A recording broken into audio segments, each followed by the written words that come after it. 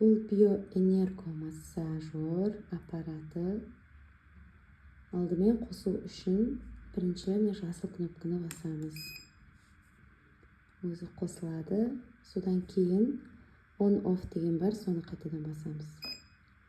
Егер біз күміс перчаткамен жасайтын болсақ массажды, мына шнурды бірінші тұрған орынға жалғаймыз.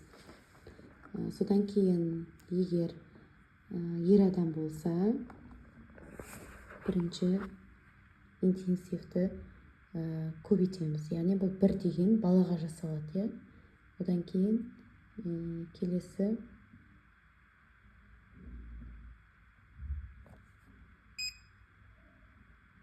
екі мына жерді басқан кезде 2 болады, бұл әйел адамға жасалады. Содан кейін 3, бұл ер адамға жасалады.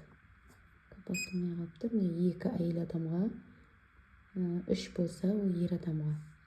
Келесі әйел адамға жасаған кезде бірінші 14-тен бастап жасаған дұрыс. Режимді 14-ке қоямыз. Мынау бізде уақыты, яғни 30 минуттан ары қарай тағы да қосатын болсаңыздар, плюсті басып қоса беруіңізге болады. Мынау азайтатыны, мынау қосатыны. Бұл жаңағы режимі айтып кеттік. Содан кейін бізде денесіне мынадай крем, массажный гель дейді. Яғни осыны жағып шығамыз денесіне. Міндетті түрде виниловый перчатка керек. Сосын массаж алатын адам қолына осы пультті беріп қоямыз. Осы пульт арқылы барлығын басқарып отырады. Бізде мысалы қосу керек болса, осы пульт арқылы қоса алады. Азайту керек болса, осы пультпен азайтып отырады.